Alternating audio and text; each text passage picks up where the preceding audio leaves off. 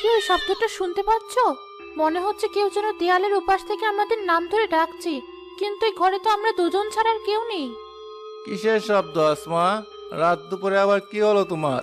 বাতাসের জানালাটা হয়তো নড়ছে। তুমি ঘুমিয়ে পড়ো তো। না না, এটা বাতাসের শব্দ নয়, স্পষ্ট শুনলাম কেউ যেন বলছে আমার জিনিস ফিরিয়ে দে।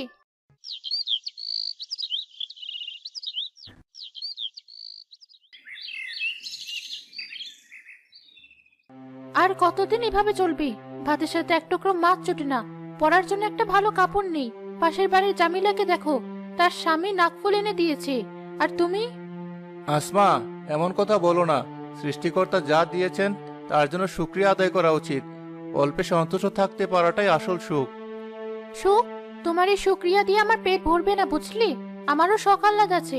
আমি চাই ধন সম্পদ, আরাম আয়েশ। প্রতিদিন শুধু ডাল ভাত আর ভালো লাগে না। আমি তো আমার সাধ্যমতো চেষ্টা করছি আসমা। ফসলটা উঠলে হয়তো অবস্থার একটু উন্নতি হবে। তুমি ধৈর্য ধরো। সৃষ্টিকর্তা যা করেন ভালোর জন্যই করেন। ধৈর্যের বাঁধ ভেঙে গেছে আমার। আজ আমি গভীর বনে যাব কাঠ কাটতে।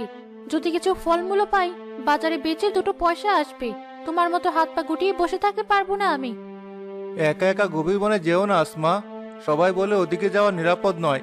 জঙ্গলের ওই দিকটায় নাকি অসাররি আত্মার আনাগোনা আছে। যত সব কাজাখড়ি গল্প। অভাবের চেয়ে বড় অশরীরী আর কিছু নেই। আমি যাবই। আমার কপালে যদি কিছু থাকে তা কেউ আটকাতে পারবে না। কি জঙ্গল! সূর্যের আলো পর্যন্ত ঠিক মতো পৌঁছায় না। কিন্তু আজ একটা হেস্তনেস্ত করেই ছাড়বো। খালি হাতে বাড়ি ফিরবো না। জঙ্গলে আসমা একটা বাক্স খুঁজে পায়। বাক্সটা খুলতেই তার চোখ ধাঁধিয়ে যায়। হে সৃষ্টিকর্তা, এ আমি কি দেখছি? এত গহনা! এমন গহনা তো আমি জন্মেও দেখিনি। এর থেকে যেন আলো বের